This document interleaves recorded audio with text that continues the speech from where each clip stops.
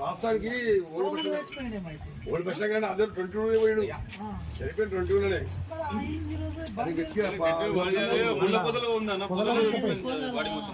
Already వెతికిరు bus చేసిరు బంధువుల సమాచారం కూడా ఆల్రెడీ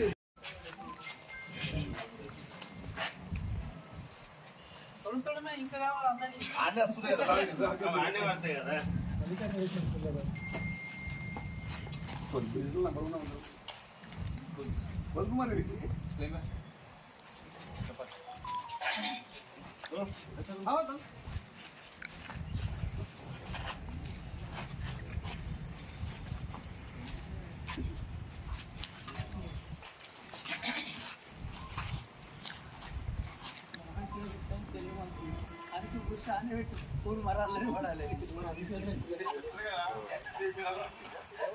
ఫ్లెక్సీ లేకుండా పెట్టింది.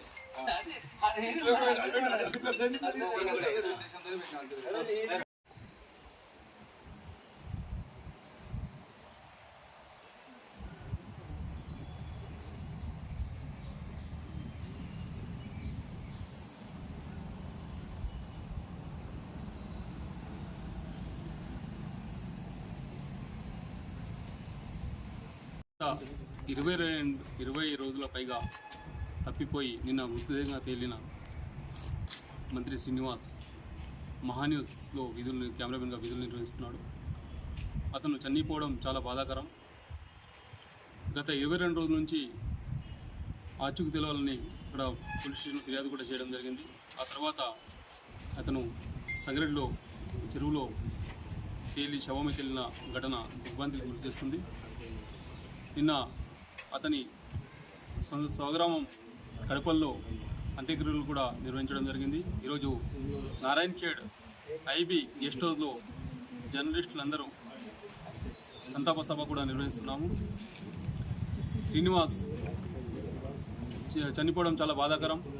గత ఏళ్ళుగా సీనియర్ వీడియో జర్నలిస్ట్గా పనిచేస్తూ శ్రీనివాస్ విధులు నిర్వహిస్తూ అందరితో మంచితనంతో ఉండటం, దాంతోపాటు అతని చనిపోవడం చాలా దుర్ఘటన భావిస్తున్నాము. ఇకపై కూడా ఆర్థిక ఇబ్బందులతో చనిపోవడనే సమాచారం అందుతుంది. ఆర్థిక ఇబ్బందులు ఉంటే తోటి జర్నలిస్టులు కానీ తోటి ఎవరికైనా చెప్పుకోవాలి, కానీ ఇలాంటి ఆత్మహత్య పాల్పడడం సరికాదనుకో భావిస్తున్నాము. నిజంగా ఈ జర్నలిస్టు మృతి చేయడం చాలా బాధాకరం. ఈ తోటి జర్నలిస్టు తరపున వీళ్ళ కుటుంబానికి కూడా ఆదుకుంటామని తెలుపుతున్నాను. ఆకల మృతి పట్ల నారాయణ్ ఖేడ్ జర్నలిస్ట్ పక్షాన ఈరోజు మౌన ప్రదర్శన నుంచి ఆయన ఆత్మకు శాంతి చేకూరాలని నారాయణ్ ఖేడ్ జర్నలిస్టులు సంతాపం తెలిపారు.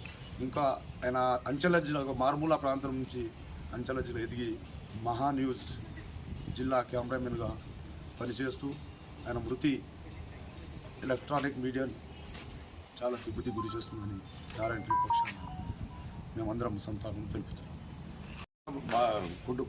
కుటుంబ బాధపడేది మృతి చెందడంతో కుటుంబ రూపాలు అయింది కాబట్టి ప్రభుత్వం వెంటనే చర్యలు తీసుకొని ఏదో ఆదుకొని ఆర్థిక సాయం అందించాలని నారాయణ ఖేడ్ జర్నలిస్టు యూనియన్ ద్వారా డిమాండ్ చేస్తున్నాము. ఆయన ఆత్మకు శాంతి చేకూరాలని దేవుని పండిస్తున్నాము.